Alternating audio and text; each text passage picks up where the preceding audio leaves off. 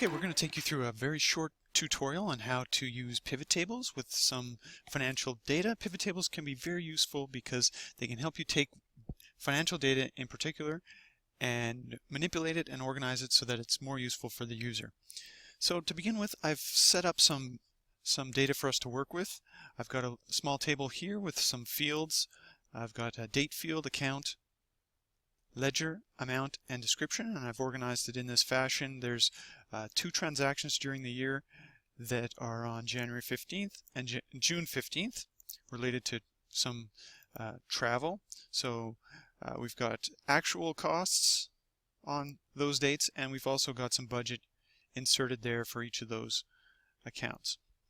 So to create a pivot table, we highlight the data that we're working with, and we go up to our menu bar and select Insert Pivot Table.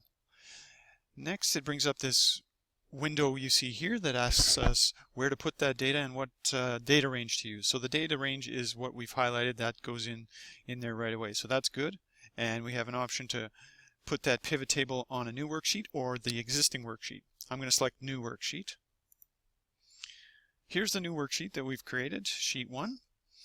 And you can see over here the fields are now listed on the side. We can bring those fields across over to our pivot table by dragging them, or we can drag them down to this area down below for building the layout, or we can click them with the little check boxes. So I'll show you what that looks like.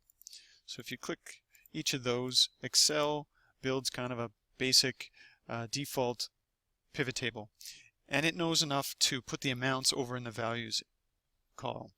Now you can leave that as it is if you like it, or you can collapse these fields by right-clicking and going to collapse entire field. And that summarizes on each of those accounts. But there's different ways that you can also make use of this data, because remember we have a couple of different ledgers to look at.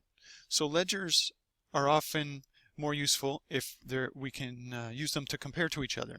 So I'm going to take ledger field and pull that over to our columns, and you can see what happens.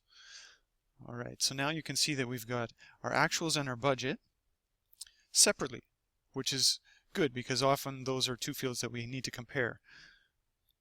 Now the dates here are showing the actual days. What I'm going to do with the dates is I'm just going to pull that up to the filters to remove that out of our pivot table main area. And now you can see we've got a grand total adding together the actuals and budget. In real life, those fields are not going to be added together. They're going to be compared to see whether or not we're over budget or under budget. So let's see if we can make that happen, make that comparison happen.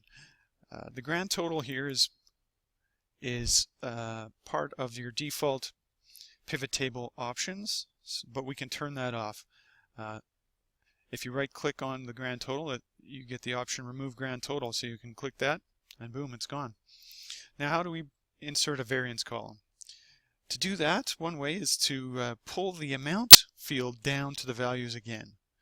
So a second time. So we have amount, and we now have amount 2. You'll see they're exactly the same, however. It's just pulled that field across, organized it in the same fashion, and now there's just 2 different amount fields side by side.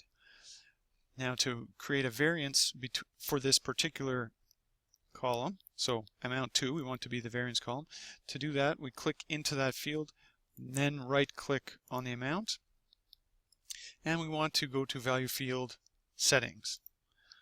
Clicking on Value Field Settings brings up this next little window, the Value Field Settings window, and you can see that we're summing this field. We want to go to Show Values As. There's no other calculation here, but if we use the drop down and we select Difference From, this will now create a different type of calculation. It'll create a calculation where it figures out the difference from the actuals to the budget if we select Ledger in our base field. Okay, so I've selected that, and the base item is actuals, and I'm going to hit OK here, and we'll see what happens. So there you have it. Amount 2 has now been changed to a difference field, so it's the difference between your actuals and your budget. And you can see here it's useful because it shows us that we have $142 left in our budget for air travel, and you can see the other variances for the other accounts, and the total is 353 that's remaining in our budget.